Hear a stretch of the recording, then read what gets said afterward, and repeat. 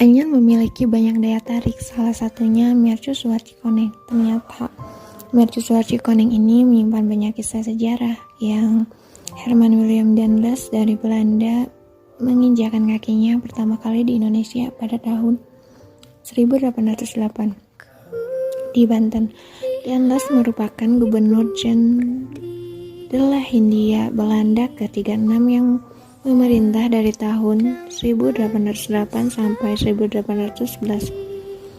Selama kepemimpinannya, Daendels melakukan berbagai pembangunan, dimulai pembuatan jalan rute Batavia sampai Banten pada tahun 1808 sampai 1809. Selanjutnya, Daendels memerintah pembangunan jalan dari Anyer sampai Panarukan sejauh 1000 km pada tahun 1809 hingga 1810.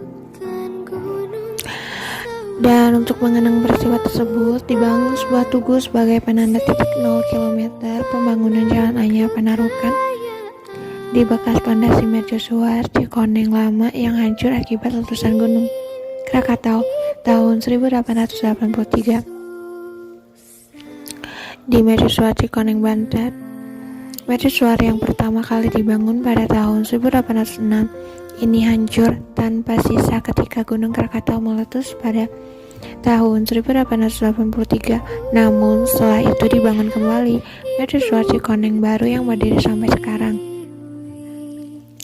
Jadi selang 2 tahun dari letusan Gunung Krakatau, Z.M. William III sebagai Raja Belanda saat itu membangun kembali Mercusuar Cikoneng yang berdiri sampai sekarang. Sebelum ada jalan tol Jakarta sampai Merak, rute Cilegon sampai Serang, Citua, Cekerat, Jalan Cikande, Balaraja. Ini merupakan rute utama Jakarta, Serang hingga Merak. Bahwa rute ini sebagai rute asli kereta pasti cuma satu, itu jalan lurus sampai masuk Daan Mogot. Yang memperkuat bukti jalan raya ini merupakan jalan hasil raya pos adalah pada masa lalu lebar jalan ini 7-8 meter. Di sisi kiri kanan ialah terdapat parit sebagai tanda jalan ini terpelihara. Setiap beberapa meter ditanami pohon asam atau pohon ambon atau semacam pal tugu kecil. Di rute asli ini kini tak banyak bus antar kota atau antar provinsi melintas. Bus antar provinsi yang kerap terlihat hanya sampai Balaraja. Untuk mencapai Serang, penduduk hanya mengandalkan kendaraan pribadi atau angkutan kota. Dulu mah emang ramai, tanggung juga kali ya untuk bis. Sekarang ya cuman bus jemputan karyawan yang banyak. Dari data sejarah Kesultanan Banten sendiri, Daendels minta buruh untuk proyek pembangunan pelabuhan Teluk Lada Ujung Kulon buat pertahanan militer sebanyak 1000 sampai 1500 orang per hari. Sultan Alauddin II menolak memenuhi permintaan Daendels. Menurut bukti ahli, utusan Daendels, Letnan Dupuy, malah dipenggal kepalanya dan memicu kemarahan Daendels. Ini yang kemudian memicu Daendels menghanguskan keraton Surosowan pada 22 November 1808. Yang menarik, ada sejarawan yang menyebutkan Daendels yang membangun jalan jalur selatan melewati Lebak hingga Jasinga.